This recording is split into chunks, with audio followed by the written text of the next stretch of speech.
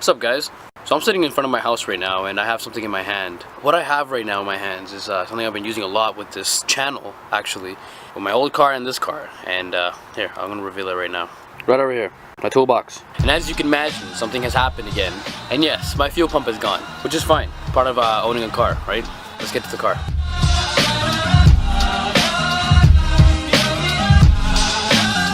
It was also quite simple. I was getting ready for work early in the morning, pull out my keys, and I open her up.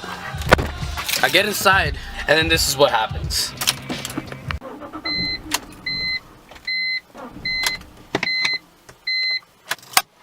So I'm not that surprised that this happened because a week or two before, my car's been lacking a little bit of power, right? Automatically I concluded that the injectors were clogged or whatnot, and I decided to put some fuel injector cleaner. I was gonna go to Walmart to get it, but I kept loafing. So I went into the Shell gas station. I know it was a little bit more pricey, but I bought it. I've seen STP. I'm sure it's not the brand, but turns out you're not supposed to be putting STP products in your Beamer. All the BMW guys are telling me Lucas products only. Whatever, I already put it in. I still have the full tank in here, so it's gonna be a little difficult to do this whole install. But yeah, I put it in. I drove it back. It was probably like a 50-kilometer drive that I had after that. I come home, I park my car, I go inside, I go to sleep.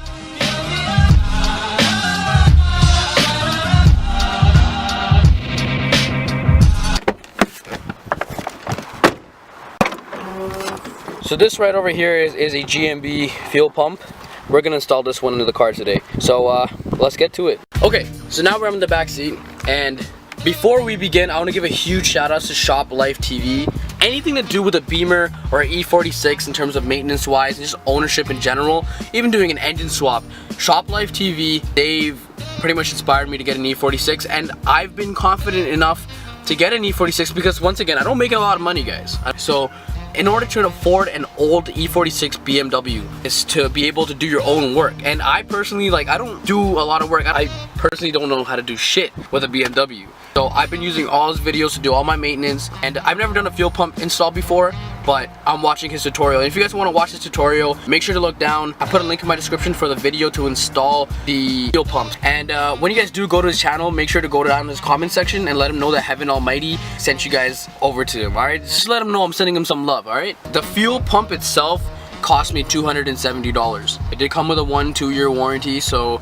I'm happy with that. A few issues before we get started. The Shop Life TV video on how to change the fuel pump, he was doing it at about a half tank of gas, and gas was leaking all out, and he specifically said don't do it with more than half tank. But right now I have a full tank of gas in here, so if I do pull out the fuel pump, I'm afraid gas is gonna spill all over the place. So I'm gonna find a few rags in my house and I'm gonna try to block off as much gas as I can, but gas is gonna spill in my car. So fortunately this car, you can just pull it up and you can rip out the back seat, and the fuel pump should lie right under around here. What they don't actually tell you in the shoplife.com video is they don't tell you to take off your negative terminal of your battery, and you want to make sure you take that off because apparently the fuel pump could potentially go off and then it shoots out gas, right? So you don't want that to happen. So first thing you want to do is take off your negative terminals. Next thing you want to do is you want to take off the rear seat. Like I mentioned, the fuel pump is right under here. You want to reach for the middle of the butt area, and you're going to put your hand under it and you're going to pull up, and that should yank the seat out. There we go, and it's out. We're going to lift it up a bit. There we go, and the seat is out. So over here on this side is the actual fuel pump itself. So we just have to take off the soundproofing, right? So we're just gonna pull off this carpet a bit, and we're gonna pull off the soundproofing, and it's gonna reveal a few of these 10mm bolts right over here. So what I'm gonna do is I'm gonna get the ratchet set, and I'm gonna take these off right now.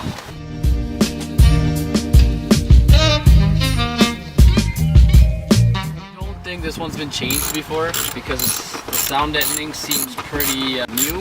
And if it hasn't, that's pretty good because this car has over 250,000 kilometers on it. So if this is the first fuel pump exchange, that's pretty good. Sound deadening, weight reduction.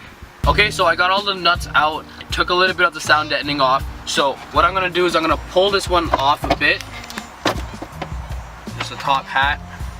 Ooh, that's really dirty. This top part over here, if it looks like this, it means it hasn't been changed. So this clamp over here, so usually that clamp, it comes with the OEM BMW. So that tells me that this fuel pump potentially has not been changed since the beginning of this car. So this car is a 2004 BMW 325i with 251,000 kilometers on it. And that's a lot. So this clamp is a one-time use kind of clamp, right? So I'm gonna head over to Home Depot and I'm gonna see if I can get another clamp that somewhat fits this, because this is gonna start leaking out gas and I don't want that to happen. I already have a full tank of gas. We already talked about this, guys.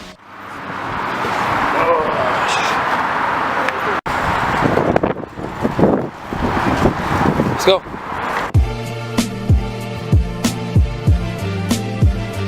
We're over here at Princess Auto, and I don't know if you guys have Princess Auto in the States or anything, because I know a lot of my viewers are in the States, but over here in Canada, all you Scarborough, Toronto guys, you guys all know about the Princess Auto stuff. This is the small clamp. This is the clamp that we're actually looking for. So we're going to be putting this on the fuel line, because the one from BMW is a one-time use. So once you clip it off, it's not going to be able to use. If I get this one, just say my fuel pump does go out again, and let's just pray that doesn't happen again. I don't have to replace it anymore. And boom, we're back home. Okay, so the next thing that we're gonna be doing is we're gonna take off this harness right over here. And then right after we take off that harness, see how it's like really dirty over here? So what Shop Life TV actually recommends is that we actually clean off that top portion. So like that way, like the dust and dirt doesn't get into the gas. And trust me, you don't want that to happen, because then you're gonna get a new gas tank. Okay, so I just pulled this harness out. So what I did was I put a flat right in there and I pulled it out. And when I do that, it pulls this right out. And now this is exposed. You want to make sure that all of this is cleaned out before you take it out, because once again, you don't want to get that into your gas tank, because that's a headache. Now as you can tell, it's literally just dirt, so you just want to take it out of there. You can use some hot water or like a solution, but the sun's going down. More than a decade of dirt and grime built up in this. It's gonna take a little bit. So that's the best I can do right now. As you can tell, it's significantly cleaner than how it was before. So the next thing I'm gonna do is actually I gotta take off this clamp right over here. And as you can tell, this is the BMW clamp. The one thing I'm worried about is that when I pull this off, the excess gas is gonna spill. So I gotta be quick with this cloth over here to grab all the gas that comes out of here. Okay, so I just broke this free. So I'm gonna move over the clamp. This should free up this pipe. Oh, my gloves are ripped. So now all my gloves are ripped. So this is like pretty much loose now. I'm gonna rip this off. See how I'm bending it off? Yep. Okay. And the clamp is off. And that's the broken clamp. Now it's a free man. Okay, I'm gonna pull this off. Okay, so I just pulled off the line. And not that much gas actually came out of this one. But I moved this out here really quickly. So yeah, it blocked it out. And my fingers are even more exposed now. Great. Okay, so I'm just gonna let it kind of sip out a bit, and then I'm gonna start taking off the ring. So now that everything's disconnected, we're actually gonna get a flat screwdriver, put it on an angle like that, and I'm gonna hammer the top of this. So pretty much if you go counterclockwise, it's like a bottle. Lefty loosey, righty tighty. So counterclockwise it opens, clockwise it closes. So we're gonna hit it this way so it takes off that ring and it comes out. Okay, so we have encountered a little bit of an issue. This ring over here, we're supposed to be hitting it with a hammer, and it wasn't coming off. I've been trying it for a very, very long time. If you actually look at the ring in the Shop Life TV episode, their ring looks a lot newer, right? So this was a lot easier to come off, right? But I remember Dylan actually told me this yesterday. I should actually spray this whole thing with some WD-40 and let it seep overnight, and then tomorrow morning it should come off right away. Because if I continue to try to break this off, it's gonna hit my tank and it's gonna be a whole other issue, and I'm gonna have a gas leak and all that, and like I'm not trying to deal with that right now. Okay, it's the next day. Alright, so I didn't record myself fixing the whole thing because pulling out the fuel pump was a little bit difficult, and a lot of gas started leaking like I mentioned earlier because I had a full tank in here. Okay, so what actually happened was I put all the seat and everything back on, fuel pump's already installed. So when I pulled off the ring actually came off very easily in the morning, so that was a good thing.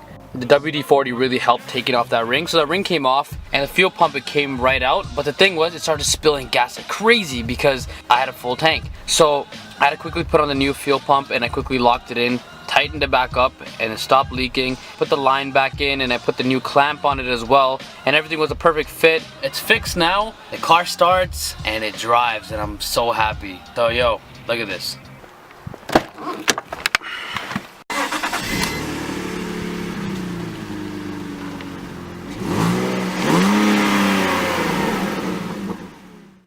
if you guys heard that or not, but my exhaust got a little bit louder. So you make sure you click subscribe and like this video and tune in for the next video, and I'll tell you exactly what happened. Peace, guys. Be good kids.